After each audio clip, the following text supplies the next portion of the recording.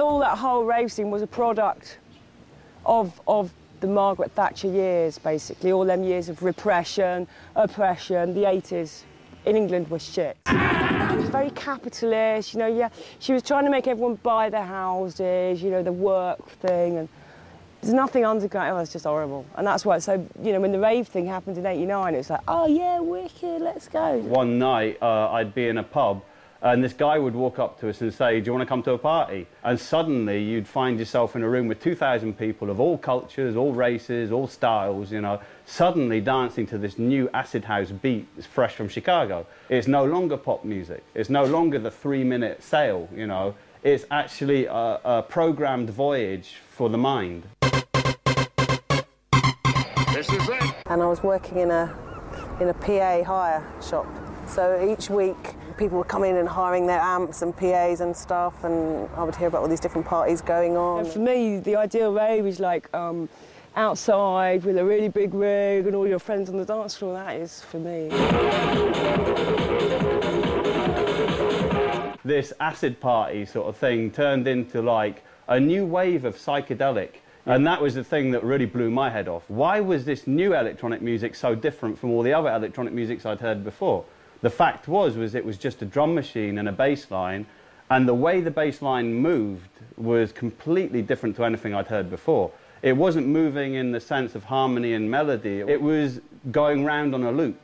And that loop would change not in pitch, but in frequency. And that was something revolutionary for me anyway. Which is the most basic principle of all of this, is to clean yourself from a week at work. But after that, there are many levels to that. How far do you want to go with it? And that's where I saw Mark as such a great catalyst for all of that, because he was so clear about that. There was a real buzz in the air, you know, about this kind of new place, but it was all very commercial.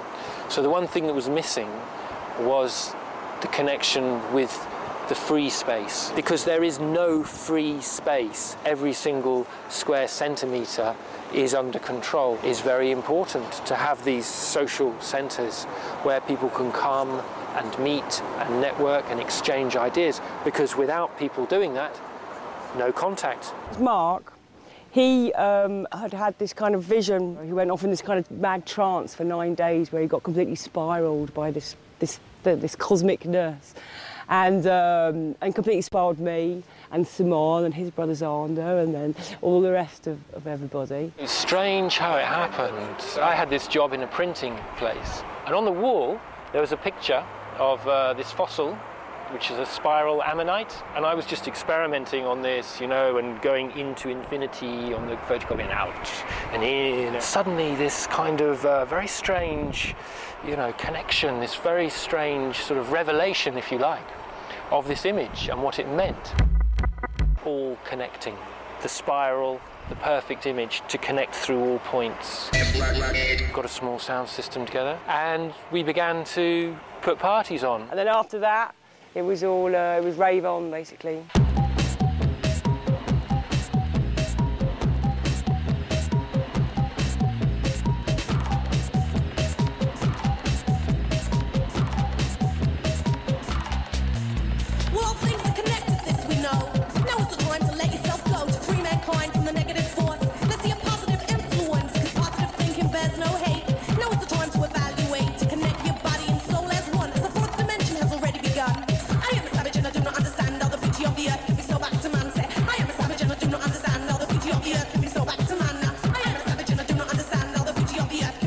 I go to this first ever Spiral Tribe party, and it's like back, you know, this acid house music, you know. For me, being already a bit of a mushroom adept at that time, it was perfect. We're all just going, wow! This mad, cosmic spiral trip would all be just totally spiraled. It's wicked with the music and everything else, you know, you're just going, yeah, we can change the world. In hindsight, I think we were very utopian, you know what I mean? And that's the spirit of those times. Anything goes, anything can happen, and we're going to push the button, and why not revolution? We let down all the barriers.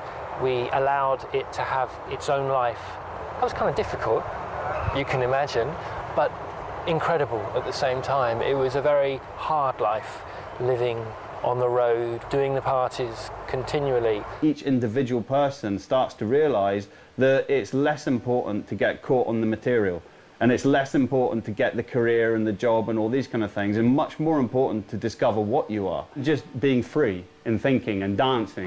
The first one was Longstock. It was the displaced Stonehenge. They didn't want these people coming into Wiltshire and occupying the area around Stonehenge. It became a spiritual realisation. We were out in the nature, in the environment, and we were going to continue to whatever end. We realised that we would not return to the lives that we were living the day before. That was a key moment of no return. Wake up!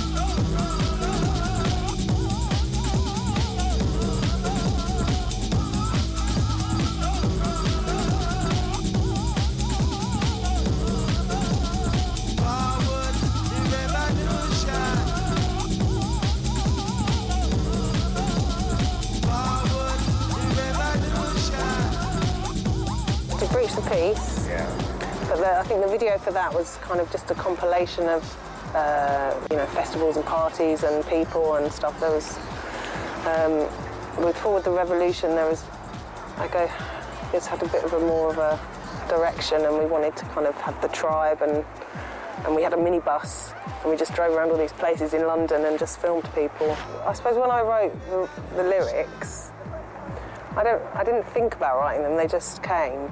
And it all kind of happened. I think the first bit, I kind of stole a bit from American Indian writing. You know, all things are connected. All things are connected, as we know. Now is the time to let yourself grow, to free mankind from the negative force. Let's see a positive influence. Our brothers and sisters alike, the two share a planet. Sometimes I think of the lyrics now, and they kind of mean more to me now than they did then. But I definitely had a kind of conflict, because Spiral Tribe was faceless, and all of a sudden there was a voice on the record, and I felt quite uncomfortable with the attention that brought, because I felt it was going against the facelessness and ego.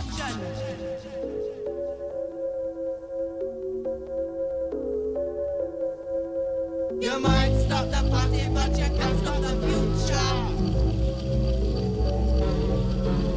You might stop the party, but you can't stop the future. You might stop the party, but you can't stop the future. You might stop the party, but you can't stop the future. You might stop the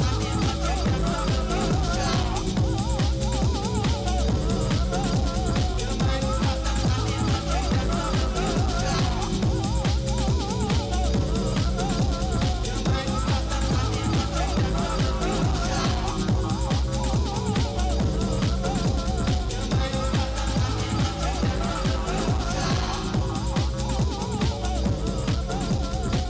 Because we were politically aware, we didn't want to get trapped by politics. Because if you fight politics with politics, it's fighting fire with fire. Is on the way. The best way to combat this was in a creative sense. Me, I was doing backdrops. Whole crew of people who'd spent, I don't know how much time painting the walls and making these little, each room was a different vibe. We had quite a strong graphic that we worked hard at stickering London.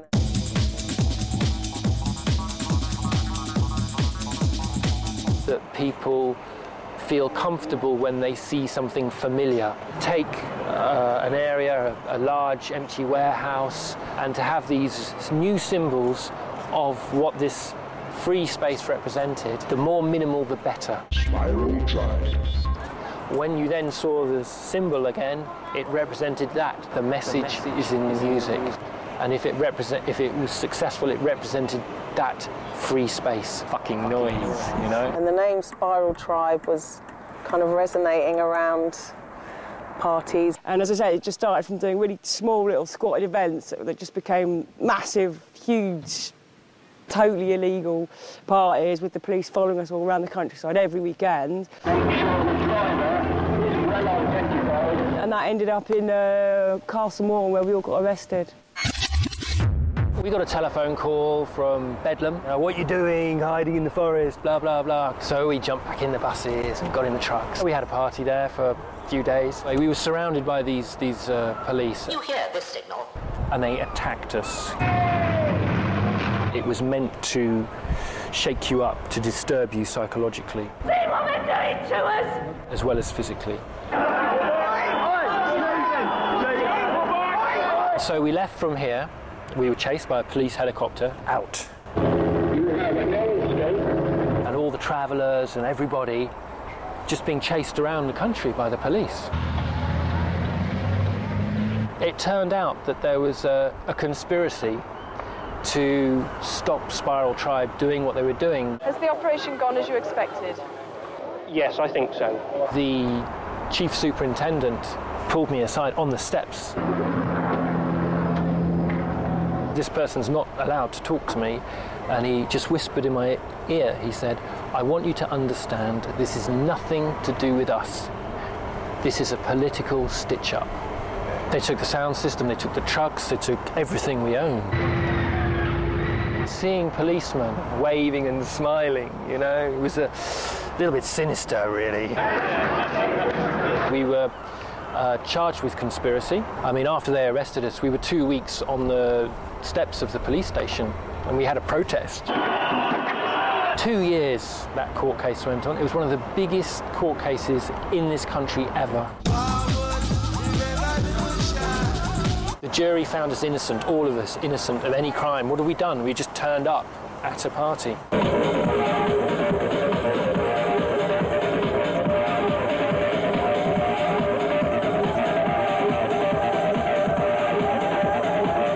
What we discovered with Spiral Tribe was by heading for the exit and seeing how far you could go, suddenly you realise how you're not free. If I suspect that you've been involved in some of the offences that have occurred today, Suddenly you're getting hounded out of the country by the police. then you would be arrested. Because you're talking about freedom, you know what I'm saying? And real freedom. Sometimes the worst thing that happens to you in life gives you the biggest revelation. Repression is one of the motors of life, isn't it? You know what I mean? And this is how do we react to that? That's why if you live in a comfortable existence, you're less likely to feel that repression, which means you're less likely to move. 3 of us were living in my van, which is like this big, and then we had a little truck that was about this big, and we had all the rig in that, and then someone would like either live under the cab or in the cab. We were feeling, yeah, this music is so powerful, it's so amazing. You know, let's just take it as far as we can, let's just take it to as many places as we can. And then it all just kind of like took off. J'ai rencontré à Berlin tout cela.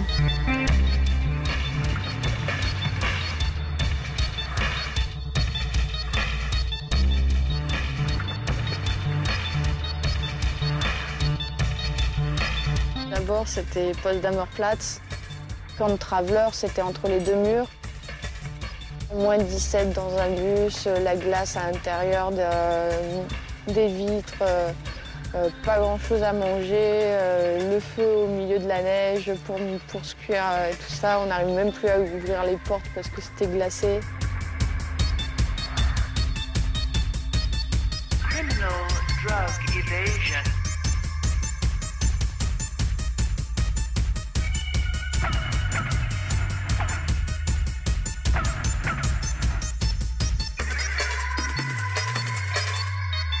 Criminal drug evasion.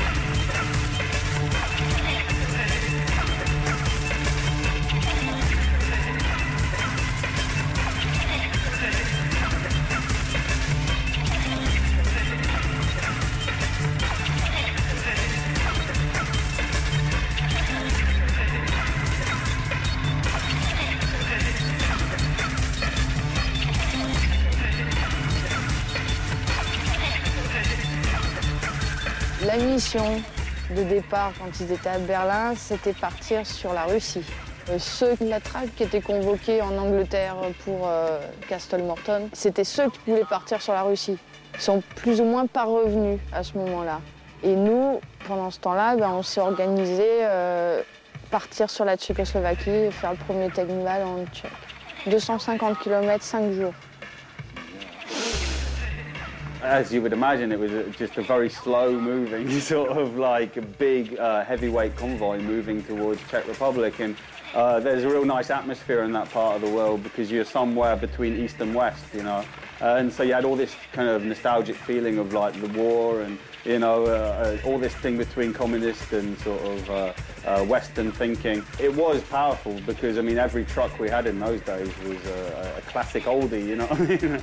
All the paperwork necessary to get into Czech with these planes, to do like a spectacle, one of the Mutoid trucks, you know, all on the back, giving out flowers and fire juggling and driving around town and in the centre of Prague. We arrived there and thought, you know, we can't set up here, there's houses everywhere.